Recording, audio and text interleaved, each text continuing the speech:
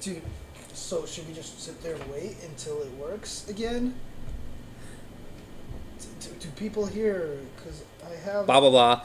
Dude, it happened again. It fixed. Yeah, they just said it fixed. Doesn't make any sense. So both of these last two shows that we've done, it started off muted, and then for no reason of our own, it has become unmuted. Like, literally, didn't do anything.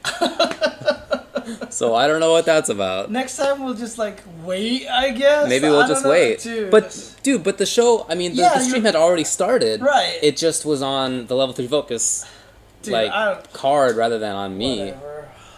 That doesn't make any sense. Technology. Hey, whatever. Okay, so welcome to Level 3 Focus. My name is UltraDavid. Thanks for joining us tonight. My show topic tonight actually comes from Twitter. I didn't know what to do up until just a few hours ago, and so I asked people on Twitter, and a bunch of people came back to me with good ideas. Most of which we'll probably cover on the Tuesday show because they're more news kind of items. On Level 3 Focus, I tend to do more kind of high-level fighting game breakdowns and analyses of things. And a couple of the suggestions were talking about unusual matchups, and I don't know that they phrased it exactly in that way, but people wanted me to talk about Dakou beating Team Canada with Dee Jay. They wanted me to talk about Abegen getting second place at Shadowloo Showdown with his team of Tron, Thor, Shehulk. And, putting those together, you have to think about the importance of learning weird matchups. So in fighting games, there are very common matchups.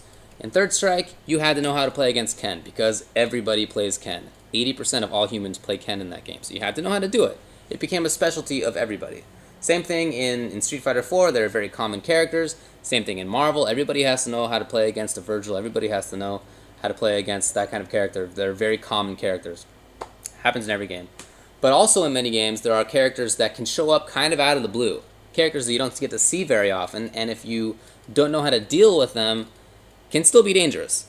Even if they're not in reality, in the sense that if you knew everything about the character, very effective, they can still be effective if you don't know everything about them. And that's what we're going to go over today. Some cases of that happening, examples of it, and then towards the end we'll talk more about how to deal with that, even if you don't have somebody who plays those characters expertly in your own area, even if you don't even see them very often played online, you can still do things to investigate the characters, and that's something that you have to do. Keep in mind that there were really good players on Team Canada who played against Dakou's DJ. They were very good Marvel players at Shadowloo Showdown, some real top-level guys. And second place was this dude with a crazy team. I'm also going to talk about a video from Injustice. It's not really a big tournament or anything, it's just kind of a casual tournament that happened week and a half ago, where some of the best players in the country just kind of casually showed up and played, and the Bane player got second place. And I wanted to talk about some of the misunderstandings of the Bane matchup, just kind of as an additional example. And then at the end, we'll go over a video that somebody made that's kind of a character walkthrough, just as an example of kind of media that can be helpful if you're looking into how to deal with matchups. So, what you'll do today, what we'll see first is the Dakou match. This is at Canada Cup a few weeks back. If you don't remember, what happened was Dakou's team in the team tournament 5v5. This was, I believe, losers finals, or was it winner? It was semis. It was something pretty close to the end of the tournament. I think it was. It was top three. It was losers finals. Yeah, it was losers finals in the teams, and Team Canada had beaten the U.S. and they looked good, and then they just came up against a buzzsaw that they didn't know how to deal with. Now, before we get into talking about the actual matches, before we look at the matches, I want to talk a little bit about Dee Jay and some of the things that you'll see in this character that you'll need to recognize as missed opportunities on the part of the Team Canada players to capitalize on some faults that Dee Jay has. And in addition, some mistakes in terms of how to deal with Dee Jay's strengths, how to stay away from the things that Dee Jay is quite good at. So Dee Jay has a terrible wake-up game. It sucks, but it only sucks if you do meaty low attacks against him, because he'll fly right over you.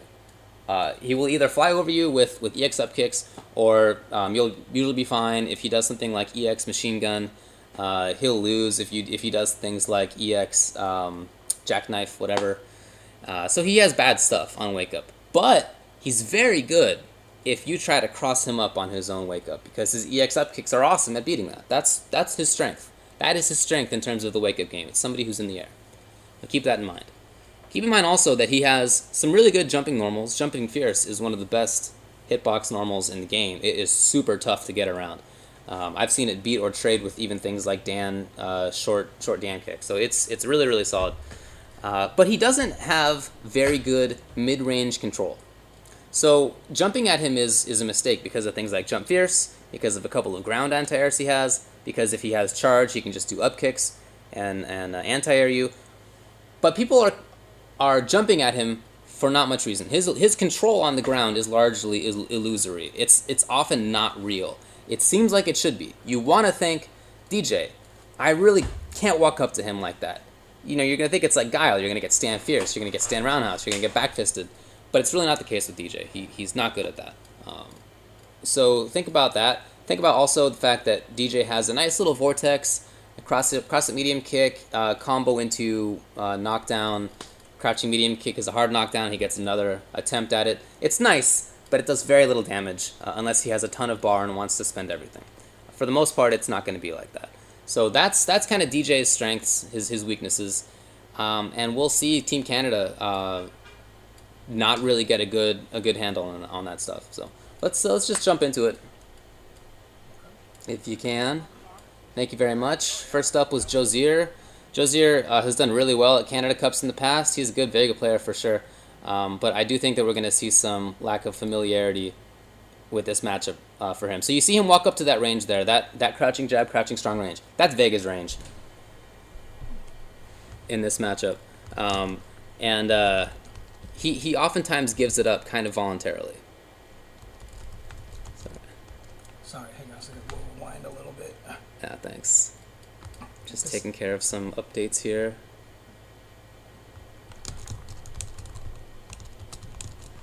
Yeah, it still said first attack on there, so we're just trying to get that fixed. Yup, updated. Alright, good. Let's get back to it. Okay, here we go. Anyway, so this range that he ends up standing at after a little bit of this is tough for DJ right here. DJ doesn't really have good control over that. His normals don't reach it. The ones that do are kind of slow. His fireball is okay, but it's, you know, you can kind of poke under it. It's not that great. That's the spot. And Jozier's there right now. He's doing a good job, as you can see. He's pushed Dakou back. But look how patient he's being. And he goes to the air. There's really no reason to do that. He was harassing Dakou very well. He was doing good there. And he jumped. Again, this kind of illusion of control that DJ has of that mid-range spot. He's trying to get out of it. And that's... yeah, and again, just kind of panicky. Even if you get hit by that, if you get hit by cross-up medium kick, you are not losing a ton of life unless DJ wants to give up a ton of meter. So it's not the most dangerous mix-up, even though it is a nice little 50-50. But unfortunately, Jozier kind of panics and doesn't deal with it that well. Dakou trying to control that spot. You see how he just isn't bringing in normals at that mid-range range. And now this could be Jozier's game now, right now. He has the corner, he has that range, but he just keeps jumping, letting Dakou away. Again, trying to walk up and be patient, that's fine. That jump right there is a risk. Unfortunately for Dakou, he misses it. He does jump toward Fierce rather than neutral jump Fierce. Jozier kind of gets away with it, but that's a risk. There's that spot again.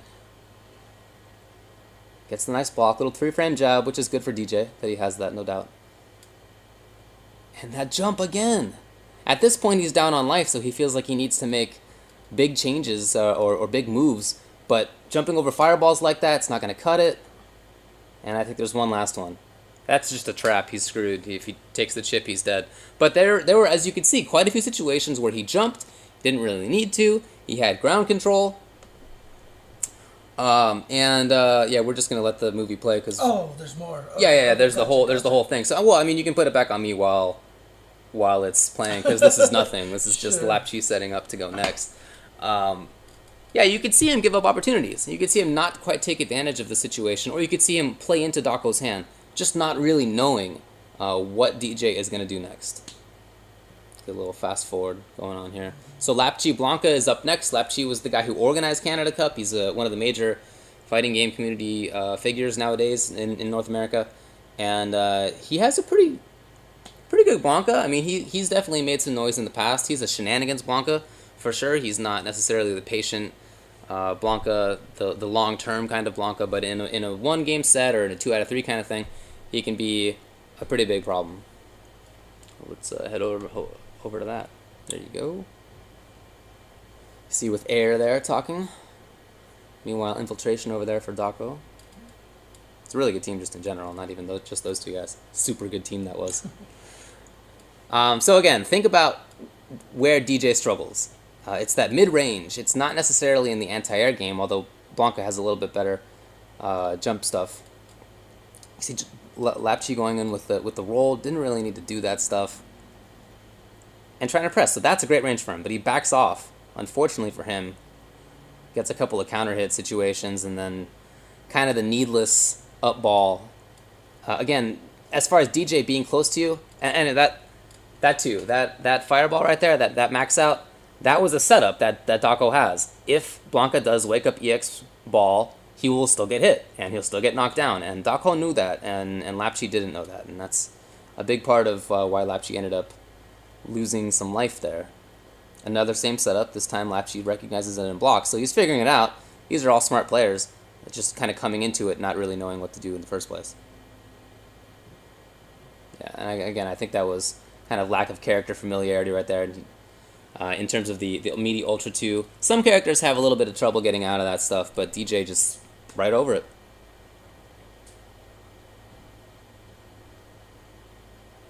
All right, Lapchi again. He's got to take that mid-range spot. Got to control that. Blanca does so well there. All right, he's got a chance now, and unfortunately just goes in too fast. So he's doing a good job in that he's staying on the ground in his mix-ups. He's not going for late cross-up jumps. That's definitely a big thing. Wow, that sucks. I mean, I don't know what you can do about that, really. That's sometimes you guess wrong. That's not necessarily a character thing. It's just what are you going to do? Sometimes there's a wake-up ultra. But that was good. That slide right there, that was good. This is what Lapchi needs to be doing. He can't take any more chips, so he's just playing patiently at this mid-range spot. Great reaction right there. So, I mean, I would think that round had some good lessons for him. He did really well at that spot. He just waited for DJ to throw a max out. I thought it was over for some reason. And it came, and he just on reaction slide. So that's clearly a position of strength for him. You see Dakou he knows his character. He knows that is a bad range for him right there. Just luckily he finds a slide. Lapchi waiting. He's figured stuff out here. Nice little reaction by Dakou, but unfortunately the knee misses. Now, Lapchi doing a good job. I forgot about this. Lapchi, I think, actually did one of the best of the Canadians in this matchup. Wow, that was craziness. Luckily for him, Dakou screwed up. Still corner pressure. And DJ's corner pressure is okay. It's kind of like just worse Bison's pressure. Gets a little timing up. Just a setup. You could see it. I mean, you could see that it was a setup. If you're Lapchi, maybe you're not sure how the interactions are going to go. You know that your jump roundhouse has this sick normal on it. It's great hitbox. It beats a ton of anti-airs. So you're willing to try it out. Maybe it'll work. Maybe you're expecting an anti-air, but you think, hey, I'm Blanca, jump roundhouse. I'll get through it anyway. But Dakou knew. I mean, he had that setup. He walked forward very confidently. He had down fierce, had the anti-air. That's character matchup knowledge right there that Dakou has. He seems to have knowledge of every character from seeing him play the random section that they had for a little while. It was crazy. All the good stuff that he had. So up next is Air, I think, right? Or maybe it's Street 11. We will see running the video. You might as well go back to the video, I guess. Okay. I can fast forward faster. I'm just scared of going too far. Yeah, it's fine. Yeah, it's Street 11. Okay. So I can do this, for example. This is, yeah. Okay, cool. Oh, that Q dude. Yeah. What was that about? Just a cosplayer. Oh, was it? Okay. Yeah, she kept trying to stare at us while we were doing commentary, trying to distract us. But Oh yeah, it didn't work. I was like, I'm not. You're too pro. All right, so it's gonna be Street 11. So it's the Gen player on Team Canada 1. And thinking about this Gen matchup, I don't think I've ever seen DJ Gen other than this. It's probably the only time that I will in the foreseeable future as well. But he, I would think, has good enough normals that he could kind of control the ground. Unfortunately, a lot of his tricky mix-ups, side-to-side cross-up mix-ups are going to be not available to him. If he even gets a chance, so far, Dakou is just pressuring. Cross-up or not. And there's that late jump. That late cross-up jump that we're going to see a few of the Canadian players do starting now is just a really bad risk against DJ. He gets a free way out of that. Up kicks, just so good at auto-correcting. The EX ones have an insane hitbox on them. You're not going to beat them as far as a late cross-up goes. So Street 11 pays for that in the first round. This is a good spot for him here. He's close enough that he can react to a max out with a jump, or he can pressure with his own normals. But he's backing off. Wow, so sick anti-air by Dakou. I actually didn't even know that was legit. But it is, I guess. Oh, that's definitely legit. Gonna get into Ultra. I don't remember if this kills or not. Oh, I guess not. And he gets away, but that's a risk to take. A little off-the-wall gimmick. See, Dakou went for his up kicks, just in case. And now Dakou trying to convince Street 11. Street 11 is playing this well in that he wasn't really going into the air that well, or that much. It wasn't until the very end. He was kind of staying away, waiting to play patiently, kind of reactively, which is the good option at that time. Wow, stand strong anti-air. So now here's Street 11, pressuring up close. Just guessing wrong a few times. Again, very buttonsy. You can see it. And Dakou knows he's going, so he's going for a very strong counter hit kind of game right here. Yeah, just excellent immediate recognition that Street 11 was pressing too many buttons. You could see that he was getting hit when he shouldn't have. Dakou immediately saw it, immediately blew him up for it. So some character unfamiliarity things there by Street 11. The late jump was one of them. The potential off the wall setup and moving away at the last second potentially could have been an issue. But really the biggest issue there was just some lack of reads and a little bit too buttonsy kind of behavior.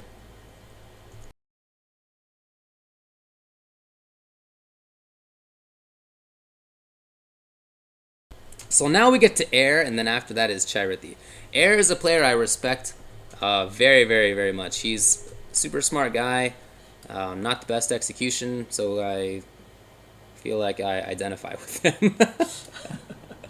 Lack of execution players band together. But he does really well because he's a scientific player, so I was very confused to see some of the things that he does in this matchup. You would think that corner, that mid-range control is really where he wants to stand. And Dakou just gave him a little bit of rope there to potentially hang himself with the Dragon Punch. Very smart by Air to not do it.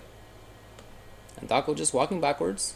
He's okay. This far range kind of thing, that's about the range actually that Daigo was throwing fireballs against Infiltration. And I mentioned that as being a bad fireball range in most matchups. It usually is, because it means that it's kind of an entrance to your opponent. They can do whatever they want. They're not threatened by you. So Air throwing fireballs at that range is not really a great idea. Nice reaction. And again he did it. Wow. And now Dakou's in a pretty good position. Air hasn't really pestered him too close up front.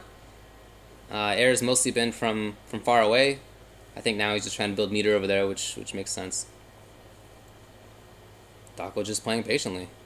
There it is. There's that range. I feel like, or I wonder if Air is trying to stay out of that range, but towards the end there, threw a fireball in that range within the EX, whatever those kicks are called, range. I don't remember.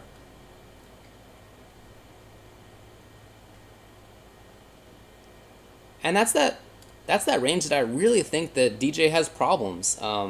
His short Dread Kick, I think actually is the name, is pretty good, but it's not that great. I mean, it's punishable by some situations. Some characters will get over low normals, as you can see, but its hitbox is not very good on its own. Dakou turns this into something good for himself. There it is. Dragon Punch FADC Ultra. And now we'll see what Air wants to set up. Trying to get up close. No low meaty. Which I don't think we've seen yet.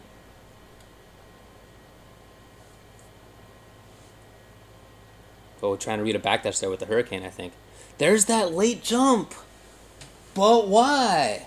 Now you can safe jump him, but it's tough. It's a 1-frame safe jump, and it's not easy to do. So I don't know why Air would go to that, not being absolutely sure that he was going to get that spot. And like I said, I think we've seen no low meaties so far, which is a real big problem for Dee Jay to try to deal with, but nobody's put that in front of him so far.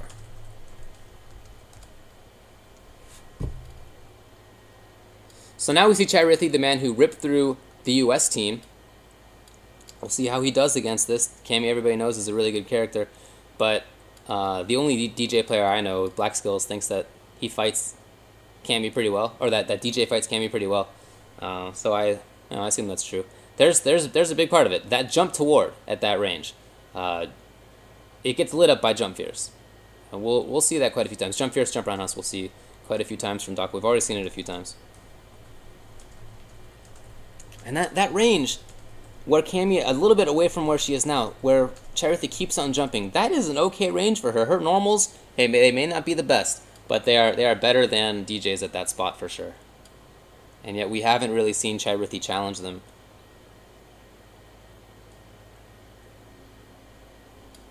Some really nice harassment right here. Oh, went into the air, and sick reaction by Dakou. So Charithi didn't think that he could use normals there. Again, despite the illusion of DJ normals. They are not that great. There's that range. Oh, unfortunately for Charithi, he just kind of screws it up. Here's a chance for him. See what the pressure is. No low meaty.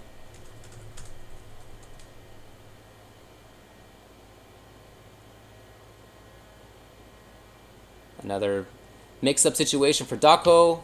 And here's another big chance by Charithi. What's he going to get? That's a risk. If that had been EX up kicks, that would have been his ass.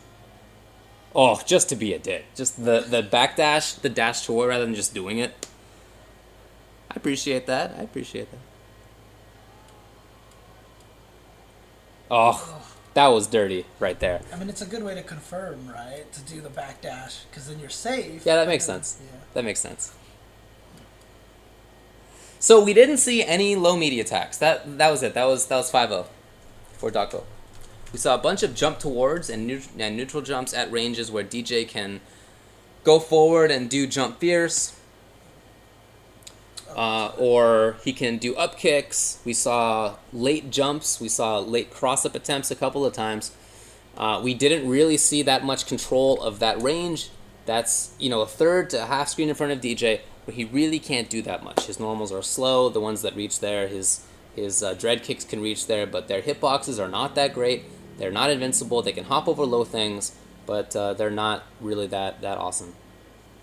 We didn't see it, and that's very surprising to me.